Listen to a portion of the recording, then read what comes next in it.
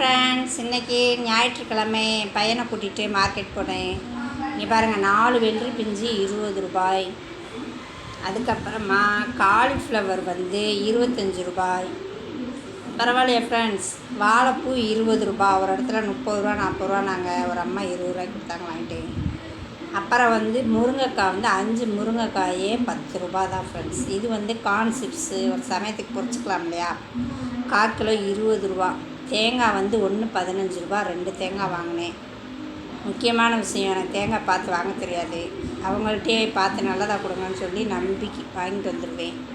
இது வந்து நுங்கு 3 பீஸ் 20 ரூபா.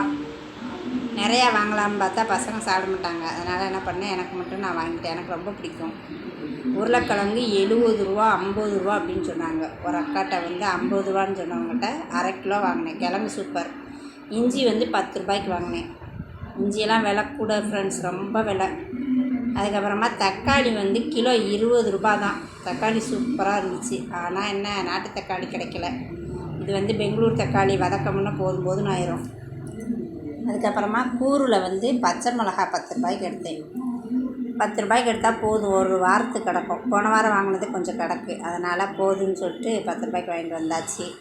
இவ்வளோதான் ஃப்ரெண்ட்ஸ் இந்த வாரத்துக்கு காய். ஏற்கனவே வீட்டில் பீட்ரூட்டு, வெண்டைக்காய், கேரட்டு, சேனக்கிழங்கு, சேப்பங்கிழங்கு இதெல்லாம் இருக்குது ஃப்ரெண்ட்ஸ். அதனால் இந்த வாட்டி கம்மியாகவே வாங்கினேன். 200 ரூபாய்க்குள்ளே வாங்கிட்டு வந்துட்டேன். இன்றைக்கி பிரதோஷம், நான்வெஜ்ஜு கிடையாது, ஃபுல்லாக வெஜ்ஜு தான். ஓகே ஃப்ரெண்ட்ஸ், வீடியோ பிடிச்சிருந்தா லைக் பண்ணுங்கள், மறக்காமல் சப்ஸ்கிரைப் பண்ணுங்கள்.